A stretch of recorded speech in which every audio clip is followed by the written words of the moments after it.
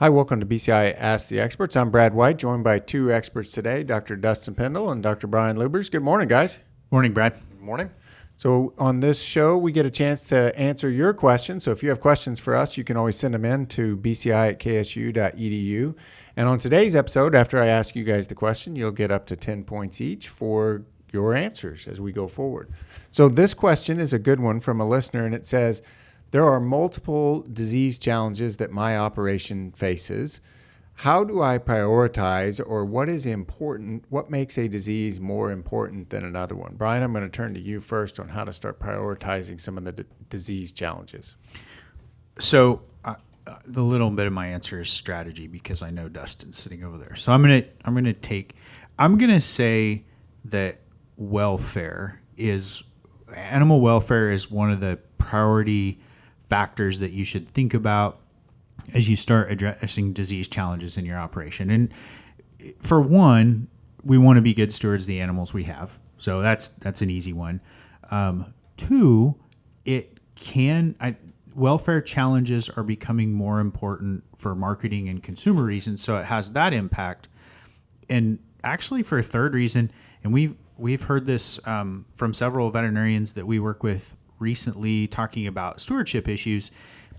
When you're the person that sees the disease every day, it actually has a psychological toll on you. And so I think, and for me, all of those reasons fit under if I'm gonna attack a disease challenge, I'm gonna take the welfare angle to prioritize which one is the one I want to take first. Absolutely. And I think great points there, because you're talking about the welfare of both the animals and the people. So it doesn't have to always be a severe disease, but it could be one that causes welfare issues but is common. Right.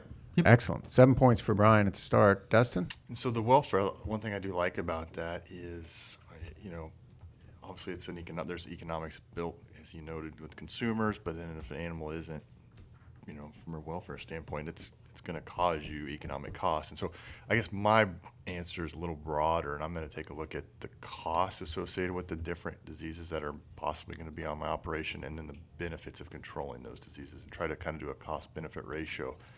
The other thing I would add is I would also take into account the probabilities of getting onto my operation. So I'm not going to pick a disease that could be really bad, but we haven't had in 100 years. And so I would take into account the economics, costs, and benefits, but then the probability of me actually getting that particular disease on my operation. Oh, I like that. So I have to know my area and what my risks are and would it come on or not. So I don't want to try to control for everything out there what's most likely.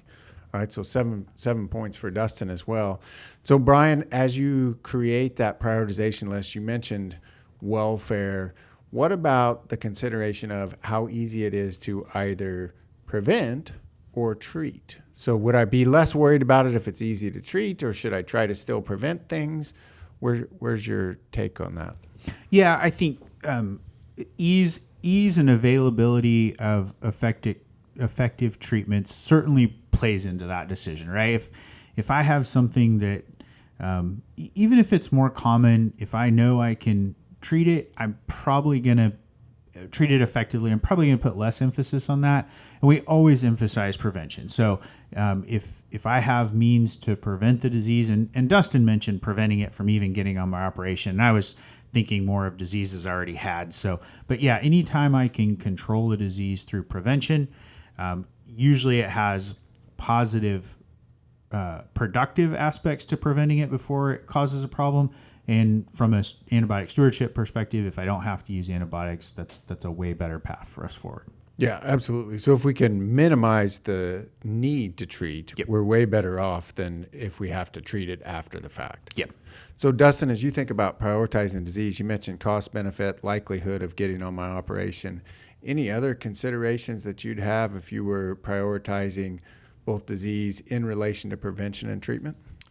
The only thing maybe that would come into play, but it's probably already being built into the costs and the benefits, would be, contagion. I mean, is it a contagious disease? Is it spread across the entire herd, or in maybe my neighbor's herd, et cetera? Or is it, will it get in maybe just one animal, two animals, just a few? So I think how contagious, how Yeah, fast will this? magnitude of impact, right, within the herd, absolutely. So Dustin finished up with 8 points. Brian, you got 9 points. So thanks for that listener question. If you have any other questions for us, you can always email us at bci@ksu.edu.